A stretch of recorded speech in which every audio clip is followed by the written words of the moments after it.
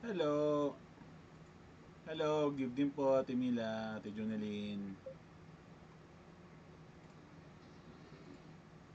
Good evening po. Okay, tayo po siguro ay magsimula na. Again, magandang gabi po sa ating lahat. And welcome to Light of the Mountain Church of the Nazarenes Friday night prayer meeting this September 1. So, alam ko Yeah, number narinig nyo na one. si Jose Marichan. Alam kong narinig nyo Yes. na.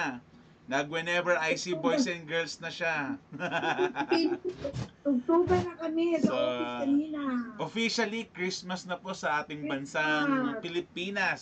So, magandang gabi po sa ating lahat. Sige, bago po tayo magsimula, tayo po muna ay magbigay ng palakasan or mga praise report or praise item natin. Meron po ba kayong mga praise report or praise item na gusto pong i-share sa gabing ito? Pwede nyo po i-unmute ang inyong sarili para po ma-share sa atin ang inyong mga victories at mga napagdaan ng pagsubok sa mga panahong hindi tayo nagkita. Meron po ba gusto mag-share ng kanilang mga testimonies, praise report, thanksgiving?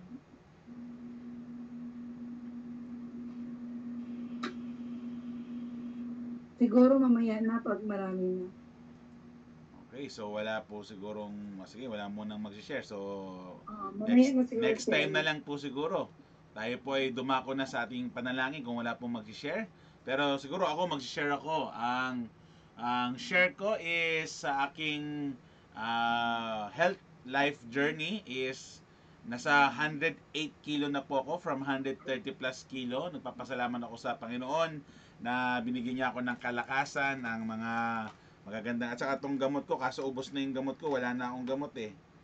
So kailangan ko nang bumili ng gamot para sa Sunday, para sa aking ini-injection sa aking katawan, pangtulong para po sa kalusugan ko. So nagpapasalamat ako sa mga doktor ko, sa kay Mami for the support, and kay Faye, sa asawa ko for the support, and syempre sa mga prayer po ng mga nagdadasal para sa akin. So isa po yung sa aking pasasalamat, and second ko pong pasasalamat is yung praise report na meron na pong tutor si Andre, na siya na po, Teacher Kisha, ang advisor niya nung prep, ang magtuturo kay Andre. Sa mga pagsubok naman po ay dalawang pagsubok lang naman po or tatlong pagsubok ang aking nararanasan sa panahong ito. Ang unang pagsubok po na nararanasan namin is may tulo ang bubong. Kakaayos lang po ng bubong namin pero may tulo pa. So tatlong tulo po ang bubong na meron. So medyo nakakainis, nakakaasar kasi bagong gastos, ang laki ng ginastos, bagong gawa. Tapos may mga tulo pa rin. Yun yung isang pagsubok po. Pero I pray to God that God will help us na makakuha ng tao na pwede tumulong sa akin para maayos to. Second ko pong pinagdadaanan is yung sa throat ko po. So please, continue to pray for me. Lalo na sa throat ko kasi nga mahaba masyado yung uval ako. And yung tonsil ko po ay makapal. So please pray for healing, for the favor of our Lord God na mabless ako para po mahil ako at gumaling po ang aking karamdaman. At yung pangatlo, I think lahat naman tayo nakakaranas ito is yung financial na pangangailangan. Yon, medyo konting yung financial na pangangailangan natin dahil sa gastusin at sa mga bayarin at sa mga nagpapasalamat ako sa Panginoon because the provision, hindi niya po kami iniwan, hindi niya kami pinapabayaan. His provision is nakikita ng pamilya namin. So maraming salamat sa Panginoong Jesus natin. Okay, meron pa po bang gusto mag-share na kanilang testimony, thanksgiving, praise report, or mga pinagdadaang pagsubok para po mapagdasal po natin yan later? Ronald, may... Ako Okay. meron.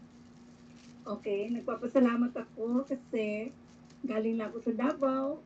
Tapos yung mga issues namin family na partially resolved at saka may mga blessings na natanggap ang bawat isa sa aming magkapatid at saka nagkaayos-ayos kami, ibig sabihin hindi na nagkakaroon ng misunderstanding ang bawat isa.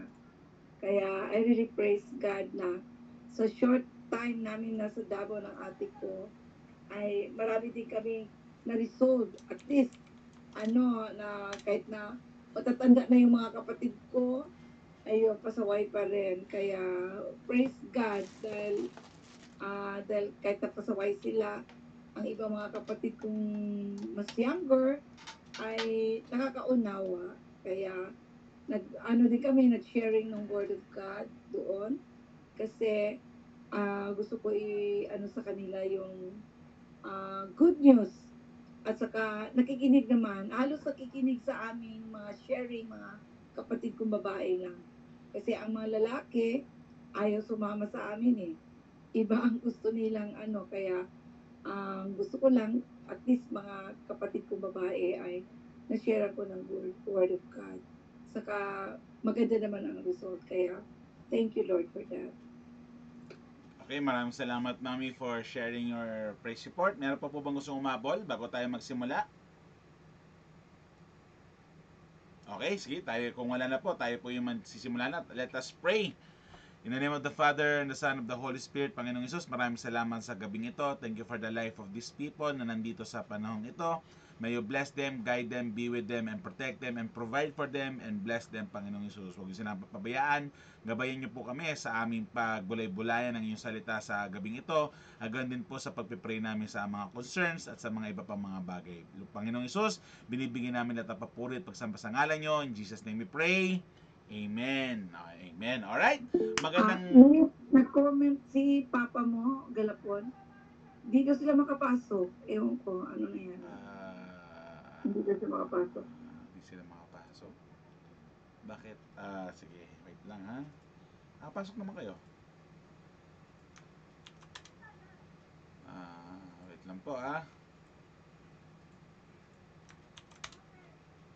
Ayan. Sinend ko na ulit. Alright, sige. So, ang ating pag-uusapan po sa gabing ito is, sa makikita po natin, sa Salmo 119 verse 105. Psalms 119 verse 105. Ang nakasulat po dito is, Your word is a lamp to my feet and a light to my path. Yan po ang ating pagbubulay-bulayan sa gabing ito. Ang sabi dito, kung sa Tagalog, ang iyong salita ay lampara sa aming mga paa at ilaw sa aming landas. O, diba? Napakaganda. Your word, ano ba ibig sabihin ng your word o yung word? Ito yung salita ng Diyos. Ito yung nasa Bible. Yung panahon kasi ng nasa Psalms po, sa Old Testament, wala pa pong Bible, but may mga laws na sila. Yan yung mga laws of Moses and yung sa Exodus, sa Genesis, yung the 5 first book ng Biblia, yun yung salita ng Panginoon ng panahon to. And sa generation natin or sa ating ayan, sa ating mga panahon ngayon is the whole Bible, yung inaano nating salita ng ating Panginoon. At yung salita ng Panginoon, ang sabi dito ay, is your word is a lamp, isang lampara. Ano po ba ang ginagawa ng lampara? Nagbibigay ng liwanag, nagbibigay ng init, nagbibigay protection. Bakit ba sinabing protection? Dahil po yung ilaw po, kung papansinin niyo po, 'di ba pag madilim nakakatakot? Pero pag maliwanag ang lugar, 'di ba parang komportable ka, masaya ka, full of life, full of abundance. Pero pag madilim, nakakatakot, nakakalungkot, nakakaba, 'di ba? So, yung lampara is a symbol that reflects na nagbibigay sa atin ng ibig sabihin is yung guidance, protection, comfort, life. At sinabi ko yung salita doon ng Panginoong Hesus natin ay isang liwanag, isang guidance, isang protection, isang pagbibigay ng blessing sa atin, sa ating mga feet. Ano ang ibig sabihin ng to my feet? Ito po yung, diba pag madilim, mahirap maglakad. Nakaranas na po ka ba yung sobrang dilim is hindi mo makita yung dinadaanan mo? 'Di ba? Kunyari sa bahay bigyan ng brownout or walang ilaw o naka-off yung ilaw. 'Di ba? Humahanap ka ng ilaw. At sa liwanag sa kadiliman po nito, even one small match is nagbibigay ng liwanag, nagbibigay ito ng assurance na nakakakita ka, nagbibigay ito ng courage, nagbibigay ito ng lakas ng loob sa atin. And because the word of the Lord is the truth and the life, Sabi nga, is the light to my path, sa ating landas. So, sa ating landas po sa mundong ito, ay kailangan po natin ang salita ng Diyos para tulungan tayo makita ang tamang daan at makapunta tayo sa tamang daan. Kung papa, kung, kung papansinin niyo po is, ano to? Ay, sorry, may tumatawag. Nasaan ako? Nawala. Ayan, yun nga po, is yung salita ng Panginoon ay nagbibigay sa atin ng liwanag, ng courage, ng assurance of salvation, at ng protection na nakikita natin sa salita ng Diyos. And remember, if wala po tayo sa salita ng Diyos o wala tayo sa presensya ng Panginoon, is nagbibigay po to sa atin ng discouragement and distraction. So we need the word of the Lord para po tayo bigyan ng courage, ng kalakasan, ng proteksyon, ng guidance, ng discernment. Para sa bilang isang Kristiyano po, kailangan po natin maalala na bumalik tayo sa ating roots na pinanggalingan natin sa salita ng Diyos. Because sa salita po ng Diyos, sa presensya ng Diyos, ito po ay nagbibigay sa atin ng kalakasan, ng proteksyon, ng blessings, ng provision, because we are under the umbrella ng presensya ng ating Panginoon. So yan po yung introduction ng ating pag-uusapan sa gabing ito, Psalms 119 verse 105, Your word is a lamp to my feet and a light to my path. So, ibig sabihin po nito, kapatid, that the word of the Lord is very important to us believers of Christ. Therefore, early in the morning po, pagkagising po natin sa ating mga kwarto, is napaka-importante po na tayo ay unang-unang lumapit sa ating Panginoong Hesus, hindi po sa social media, hindi sa TikTok, hindi sa YouTube, hindi sa Shopee, hindi po sa kung ano ng mga social platform or kung ano pong mga ginagawa o cellphone, is dapat po is inuuna po natin ang salita ng Diyos. That's why as we wake up in the morning, we should give glory, praises to our Lord Jesus Christ. Bakit po kailangan? Because pag inuna po ang ating Panginoon, sabi nga, seek ye first the kingdom of God and all these things shall be added unto you.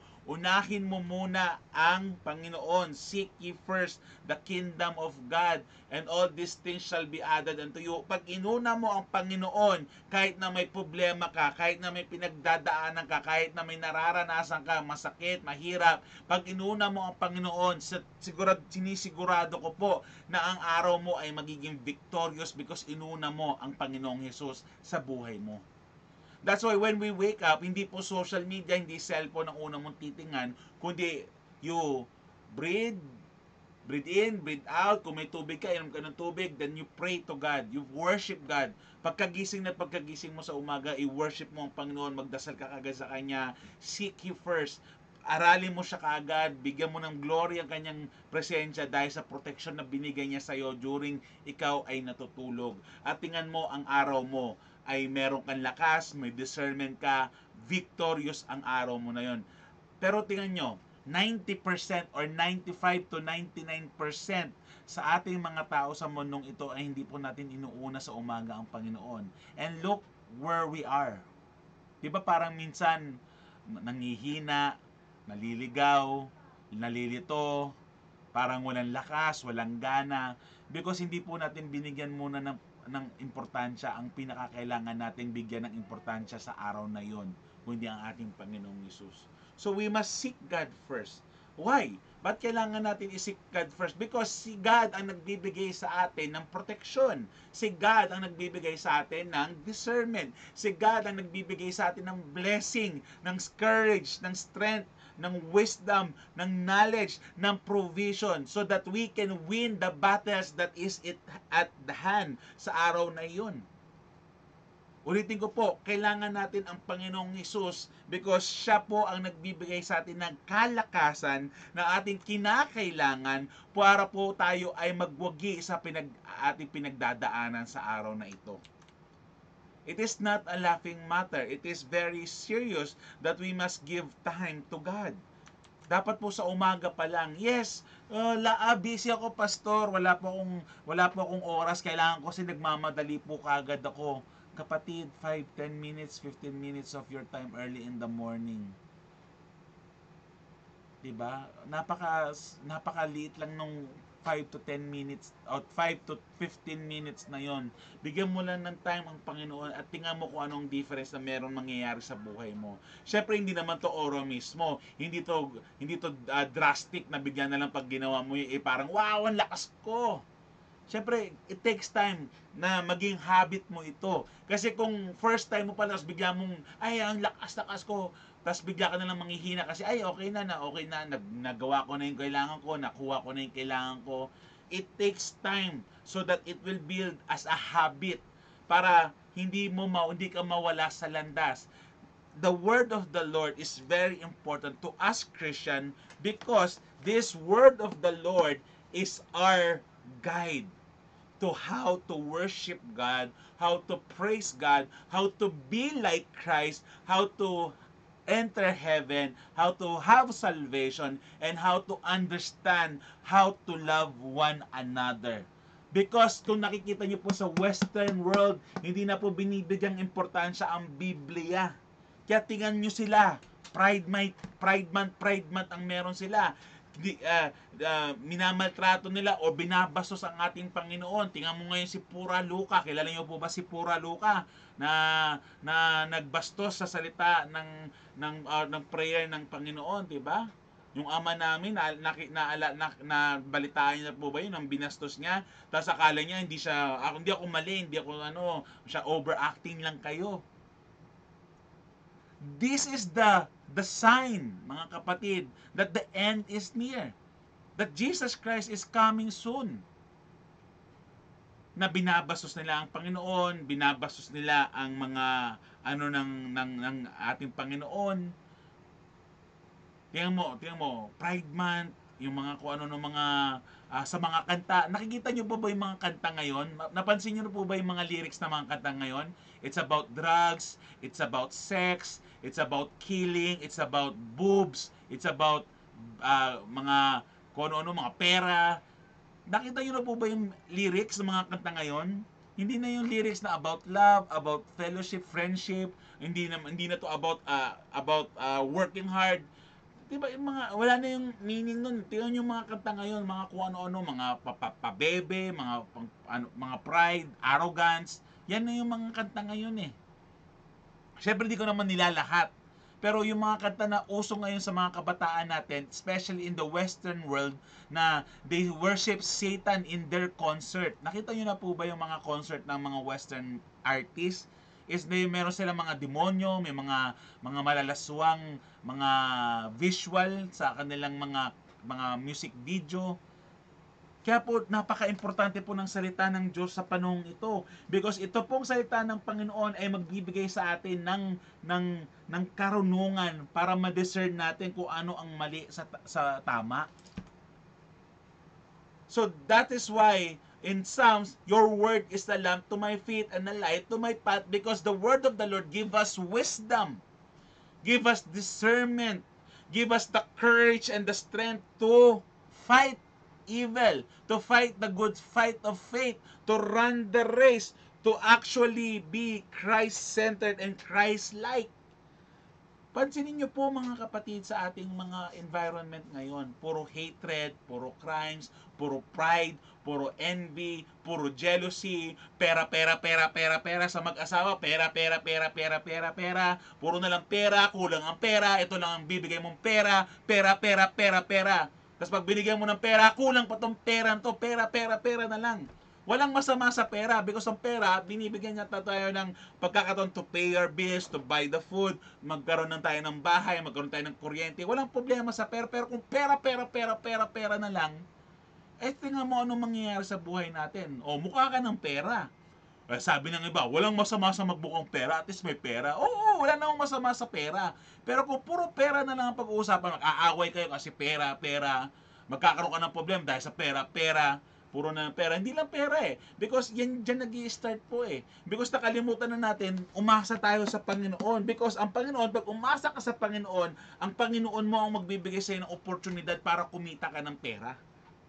Pero kung uunahin mo yung pera, ihuhuli mo ang salita ng Diyos, ang pera mo hindi ka makukontento kung anong meron ka. Lagi na lang kulang.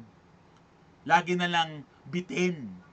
Because inuna mo yung pera kaysa salita ng Diyos. Pero kung unahin mo ang salita ng Diyos, ipakita mo yung worship mo sa salita ng Diyos, ipakita mo yung faith mo sa Kanya, makikita mo yung salita niya, yung siya mismo, the giver of faith, the giver of life, is the one who will bless you.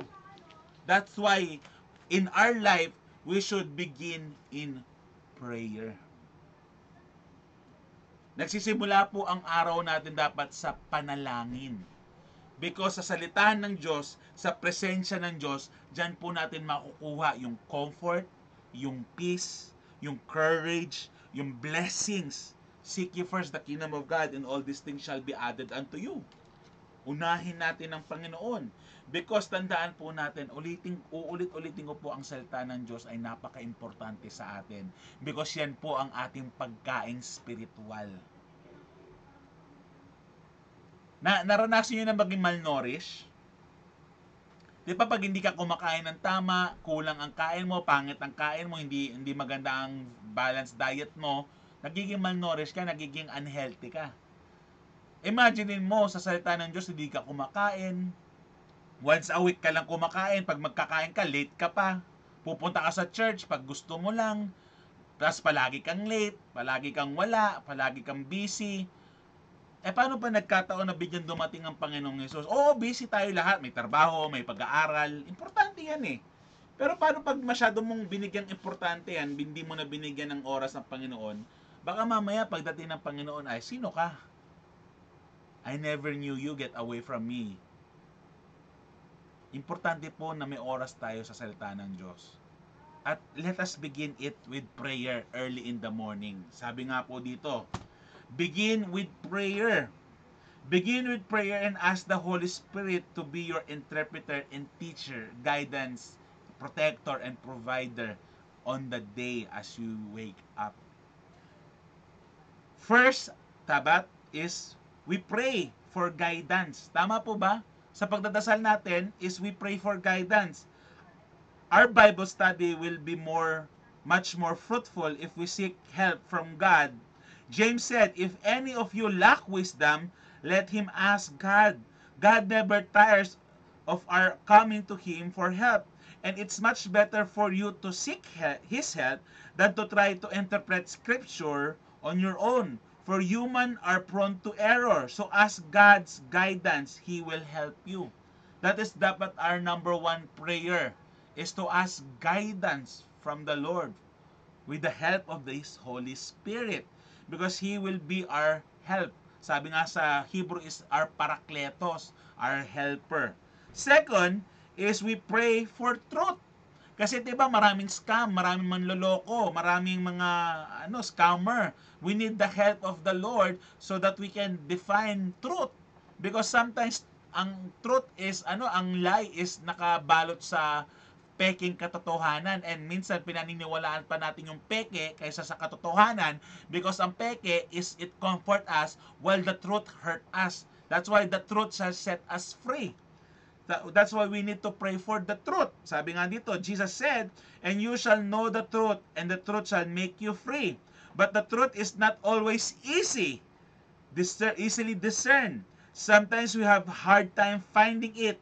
You wouldn't want to pour over God's Word. Prepare a Bible study, present it, and then find out that what you said was not true.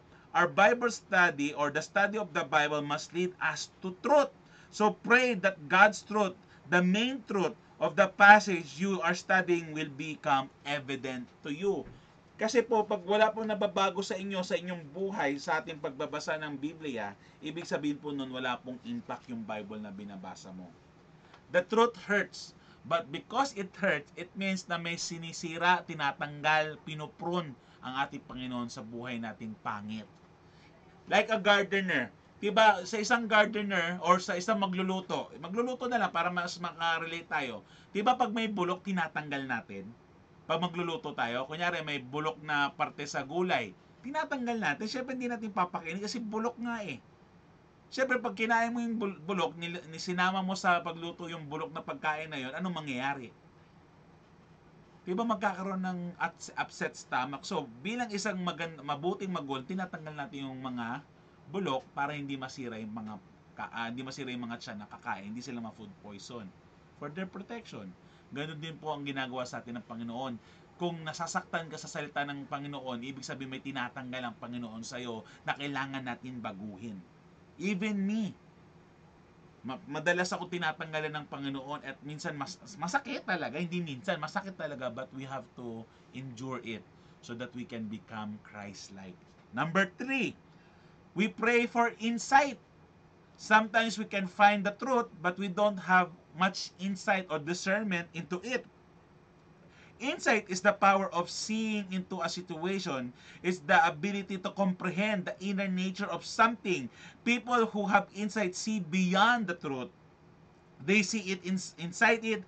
They get to the heart of the matter. They mind? Ay, wait. May nag-admit. Sabi po dito is they mind things from the truth that others people don't even see.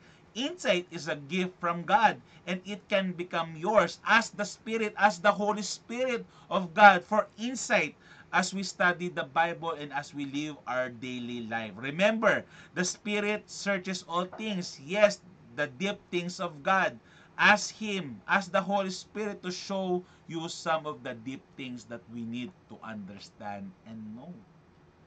Last but not the least, number 4, we should pray for application. Ito po yung napakahirap sa ating mga tao, is to apply what we have heard, apply what we have learned. Especially if what you heard and learned is very difficult. Especially loving your enemy. Diba? Hirap mahalin ng kaaway. Pero sabi is we need to become Christ-like disciples. So sabi nyo, we ask God, we ask the Holy Spirit to give us the power to apply, the courage, the strength, the motivation to apply what we have learned. Sabi dito, our understanding of the word begins when we apply its truth to our life. Pray that the Holy Spirit will make the truth we discover and the insight we receive intensely practical to us. Ask Him to show us a situation today in which we can apply the truth we have learned from the Bible. Sabi rin dito, excuse me, to get the most of our Bible study, don't try it alone. You can have the help of a great teacher, your pastor, your leaders. Like Jesus said, the Holy Spirit will teach you all things. Begin with prayer and ask the Holy Spirit to be your help and interpreter and our teacher. That's why, brothers and sisters in Christ, early in the morning as we wake up, let us make sure to seek God first.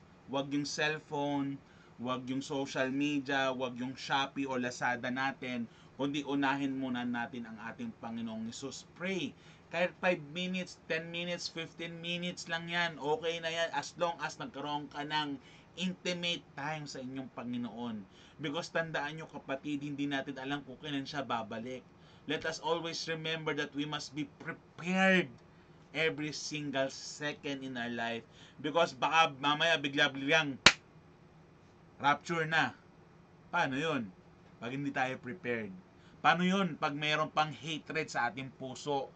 Paano yun pag may ginagawa kang masama, may ginagawa kang kasalanan, tapos bigyan dumating ang Panginoon? Paano yun? Let us always be prepared. Sabi nga ng Panginoon, guard our heart, guard our mind. Because ang puso daw natin, ang emotion natin, ang heart natin is easily deceived. Madaling linlangin ang ating puso at isipan. Kaya we should guard it by the word of the Lord. Kaya kailangan natin ang salita ng Panginoong Hesus. Because ang salita ng Panginoon ang magbibigay sa atin ng kalakasan to distinguish what is good, what is evil, and what is right and from wrong, what is the truth and what is a lie. Nandito po sa salita ng Panginoong Hesus ang ating mga kinakailangan upang malagpasan natin at malabanan ang tentasyon ng salita ng demonyo. Kaya nga po, sa Mount of Temptation, yung pumunta si Jesus Christ sa mountain, is tinempt siya ng kalaban, ng demonyo. Anong sabi ng demonyo? Is, kung ikaw ang tunay na anak ng Diyos, sige nga, nagugutom ka, diba? Gawin mong bato gawin mong tinapay itong batong ito at kainin mo. Sabi ng Panginoong Hesus, nasusulat. Diba? Hindi lang sa pagkain nabubuhay ang tao, kundi sa salita ng Diyos. Your word is a lamp to my feet and a light into my path. Your word, ulitin ko po your word is a lamp into my feet and a light into my path. How wonderful it is, diba? Ang salita ng Panginoong Hesus natin ay nagbibigay ito ng liwanag, ng guidance, ng assurance, ng protection, ng blessing, ng provision. So why not seek Him first early in the morning? Let us begin with prayer, because prayer works, prayer is effective, prayer is efficient, prayer is effective, prayer is efficient, prayer is powerful, and prayer works. 5 yun, nakalimutan ko yung 5 ko. Effective, efficient, it works, it is powerful, at totoo to.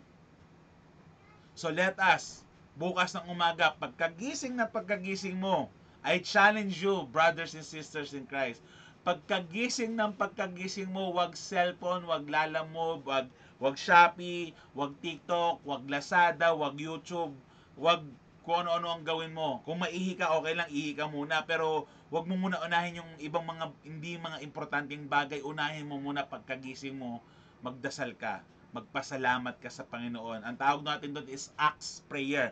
Adoration, confession, thanksgiving, and salutation.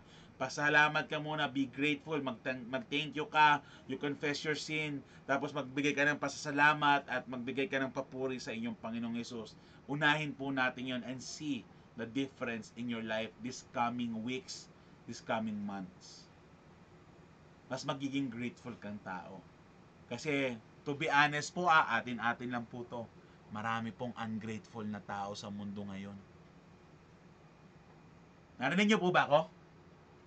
Marami na pong ungrateful na tao sa mga panahong ito. Akala nila they deserve it, but they did not really deserve it. Nagiging ungrateful sila.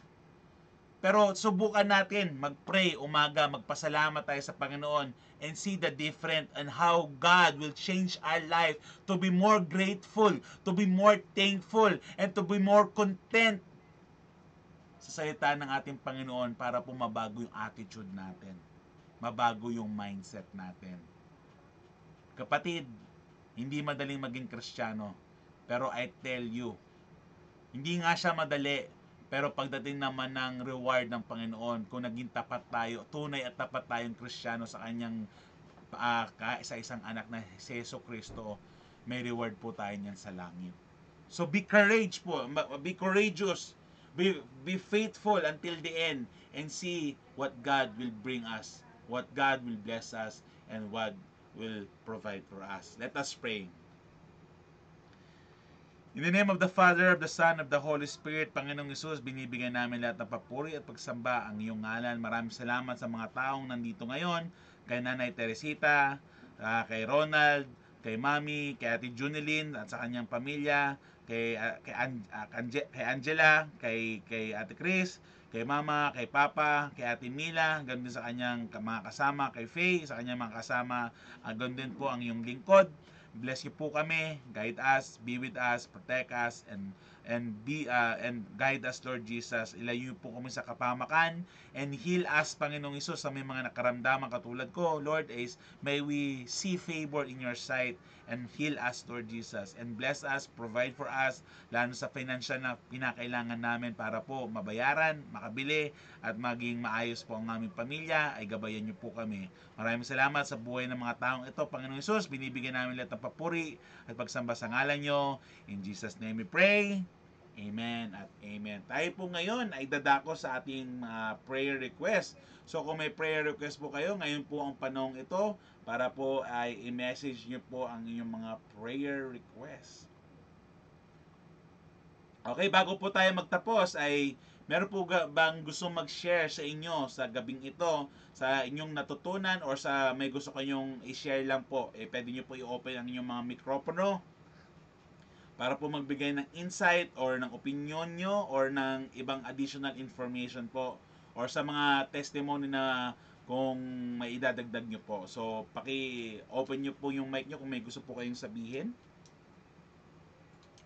Meron po bang... Ako meron. Okay. Okay. Ang kailangan, alam mo, nung kami, prayer meeting kagabi sa aking another group Bible study sa Arcadia. Alam mo, pinag-aralan namin yung how, yung si Lord, Psalm 139. Napakagandang, yung Psalm 139. Kung inisip natin, kasi tama ka, maraming ungrateful na tao sa mundo. Kailangan kasi every angle in our life, every nagagawa natin, kailangan magiging grateful tayo kay Lord. Kasi siya lang talaga nakakaano sa atin eh. Kaya lahat ng dapat nating gagawin, lahat ng ipapasalamat, malaki man o maliit, is a blessing from the Lord. So, kailangan natin i-acknowledge ang kanyang presence. Kailangan in the morning, mag-ano talaga tayo, acknowledge na Lord is there. Companion natin si Lord. In the evening, while taking a bath, kailangan natin i-acknowledge siya. Kahit sa nagto-driving, o na sumasakay tayo ng jeepney, ng bus. So, lahat ng oras, dapat kasama natin siya. So, yun ang natutunan ko sa Psalm 139, that the Lord is everywhere. Nandyan siya sa atin. Okay, maraming salamat, Mami. Meron pa po bang gusto mag-share na kanilang gusto i-share? Ronald, meron ka bang gusto i-share, Ronald?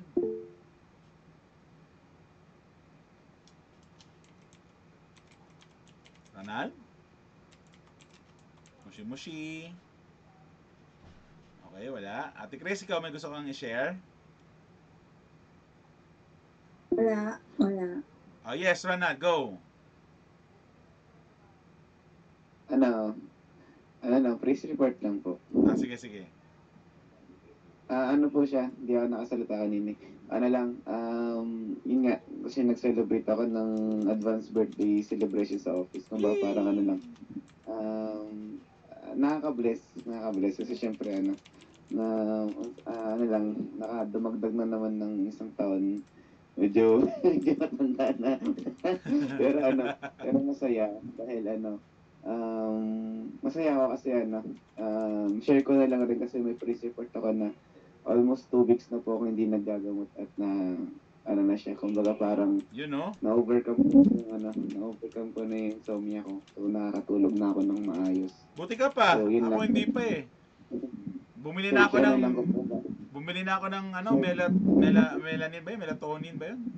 Melatonin. Wala, lang po, kumbaga parang kasi praise report lang kasi kumbaga parang in-overcome ko na siya at hindi na ako nagre-rely sa gamot ko.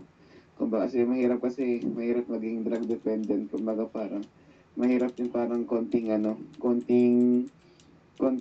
discomfort is gamot agad. Kaya dapat kumbaga parang yun nga, isa sa mga malalapit sa akin na nagsabi sa akin is mind over matters. So parang pinanghawakan ko yun. So mind over matters, kumbaga parang kung hindi mo kayang sa tingin mo hindi mo kaya, isip mo yung isipan mo na kaya mo. Syempre, hindi lang naman sa trabaho mo yun. Kumbaga parang hihingi ka ng tulong sa Panginoon. Kumbaga parang hindi ko naman na-overcome yung sakit ko. Hindi ko naman na-overcome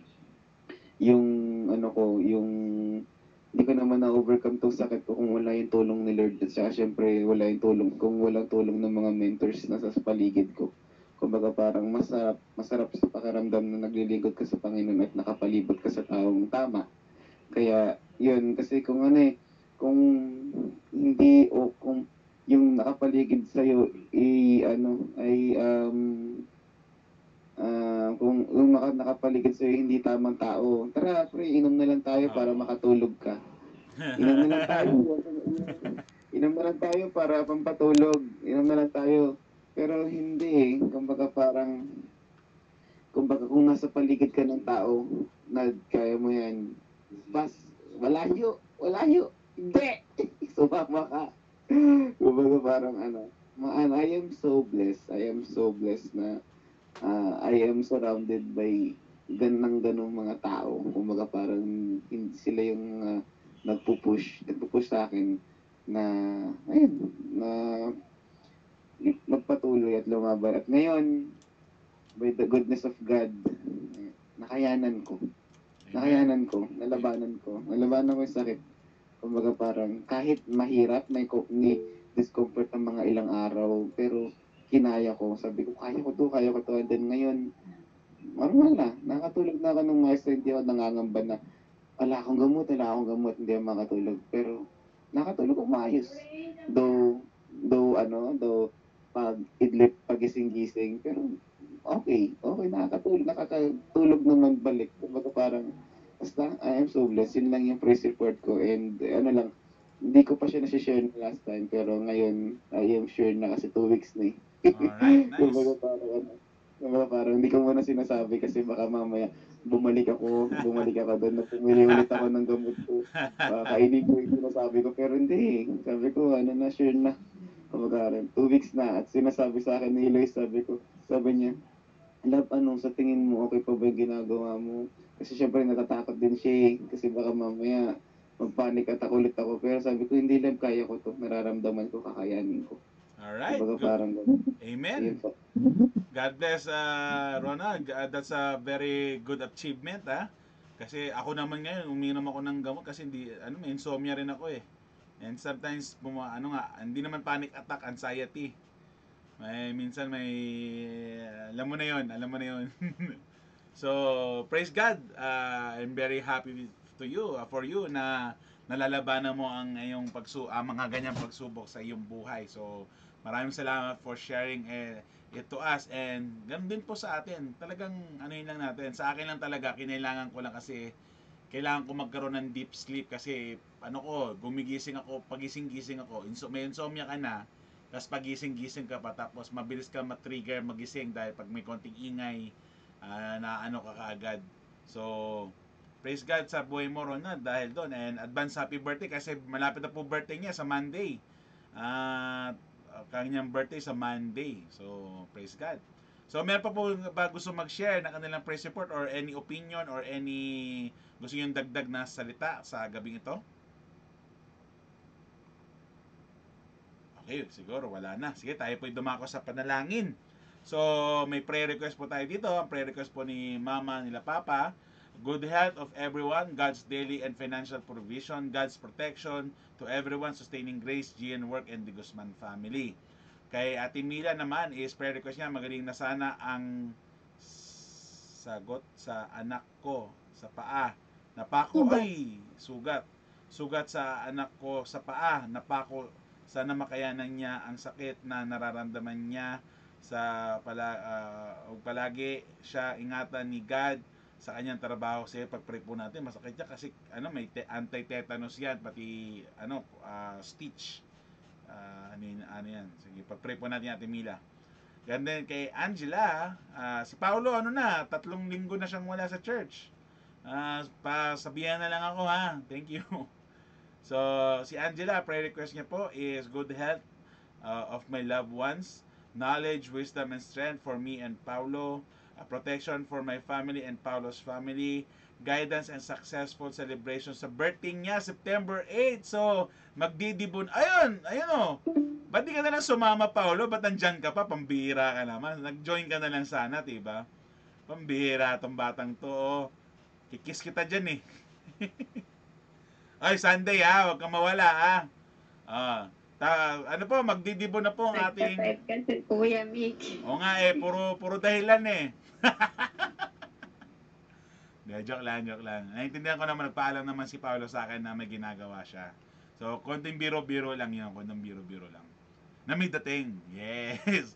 So, ito po si Angela po. Kung hindi nyo po alam, magdidibo po yan. September 8. Yun nga lang, hindi tayo makakasama. Nag-invite po siya kasi hindi tayo makakasama. Kasi nga po may pasok pa yan. So, sana mag-live na lang si Paolo para makasama kami kahit papano. And yung mag-Gcash sa kanya, mag-Gcash na lang. Lagay mo na yung QR code mo para mag-Gcash ka ng iyong mga gusto magbigay ng gift sa'yo. Kasi mamaya pag binigay namin kay Paolo, mawala na naman eh. Oo nga, kuya. Ay, wala po niya. Yung regalo sa akin ni Angela, di dumating sa akin eh. Anyway, so advance happy birthday din sa iyo, Angela, sa iyong 18th birthday, sa iyong dibo. So yan, guidance sa kanyang celebration. Kasi maulan pa naman, so pag-pray natin na walang ulan, na maging successful ang kanyang dibo on September 8. Guidance sa school and mabawasan ng stress. Dahil sa school, yung stress sa school, ewan ko pero guidance sa school, kaya natin pag-pray. Pero yung stress, pag-pray din natin yan, kakayanin natin yan, pagdasal natin yan. Tapos, ang prayer request naman ni Ronald is guidance, provision, good health ng parents. Yun, pati sa kanyang relationship and sa kanyang ministry. Kay Ate Junilyn naman, ang kanyang prayer request para sa hipag niya, na patuloy ang kagalingan niya. Thank God sa 5th cycle ng chemo niya ngayon. O pag-pray natin kasi may chemotherapy yung kanyang hipag. Ngayon, God, please give more strength to her para malabanan ang side effect ng chemo at lakas ng katawan, lalo na sa kanyang spiritual na buhay, financial provision sa bawat pamilya at sa hipag niya para sa kanyang mga gamot. Pag-pray po natin yan kasi malaking labanan po yan. So tayo po ipagdasal po natin yung hipag ni Ate Junilyn na malabanan at magwagi sa kanyang pinagdadaanan po, lalo sa chemotherapy niya po. Kasi hindi po biro ang chemotherapy, mahal po yan. At bigyan po siya ng kalakasan, ganun po sa kanyang family, na maging supportive, maging mapagmahal at maging mapagpasensya sa pagkakataong ito. Pinagpipray po natin din ang prayer request ni Mami for kay Ate Chris, good health, financial and daily provision, wisdom and sense of work. Please pray for our church members.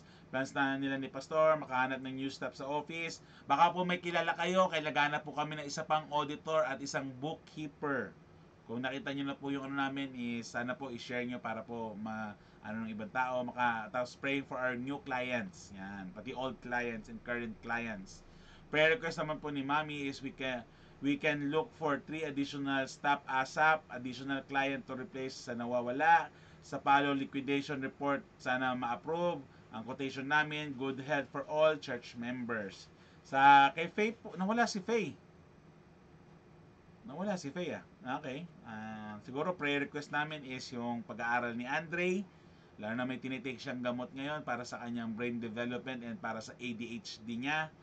Sana maging effective sa kanyang pag-aaral. Ganon din si Aubrey sa kanyang paglaki. Sa amin dalawa ni Faye bilang mag-asawa. Tapos yung health ni Faye.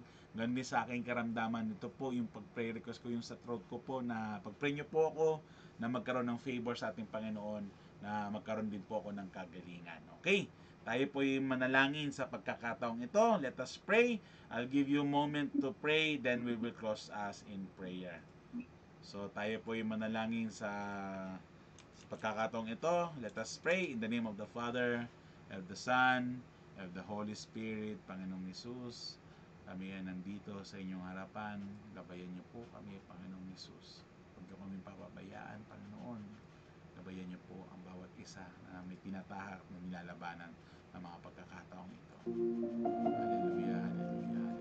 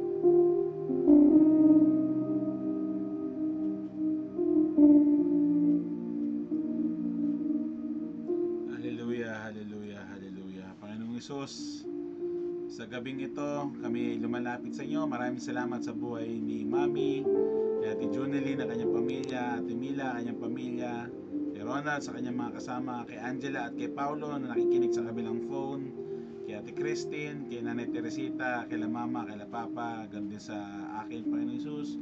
May you bless each and every one of us. Ganun din po sa mga prayer request ng bawat isa, lalo kay La Mama, kay Papa, for good health of everyone, God's daily and financial provision, God's protection to everyone, sustaining grace, lalo na kay Gian sa kanyang trabaho, agad din sa De Guzman family, kay Ralph, kay Desi, kay Cassie. We also pray for the prayer request ni Ate Mila sa kanyang anak na nagkaroon ng aksidente na nakaapak o nasugatan ng pako sa kanyang paa. Ganyan din, bigyan niyo siya ng comfort, ng peace of mind, ng protection and ng healing, na gumaling ito kagad at hindi masyadong magkaroon ng problema. Gabayan niyo po siya sa kanyang trabaho. Ang ganda rin po sa amo ni Ate Mila, sa kanyang inaalagaan, sa kanyang mga amo. Agad din po sa buhay ni Ate Mila, Panginoong Hesus. Kung siya papabayaan, gabayan niyo po siya. We also pray for Angela's prayer request for good health sa kanyang mga mahal sa buhay, knowledge, wisdom, and strength sa kanya, agad din kay Paulo, protection ng kanyang family and sa family niya, na family ni Paulo, guidance and successful celebration sa birthday niya sa September 8 bilang dibu, Panginoong Hesus. Bless you po kanyang dibu na maging maayos at maging successful ito, Panginoong Hesus. Ganun din si Paulo na pupunta, gabayan niyo po siya, Panginoon, na ligtas siyang makapunta at ligtas siyang makauwi sa kanyang tahanan. Gabayan niyo po sila, guidance sa school at mabawasan ng stress dahil sa school. Bigyan niyo siya ng wisdom, ng comfort, ng peace, Panginoong Hesus.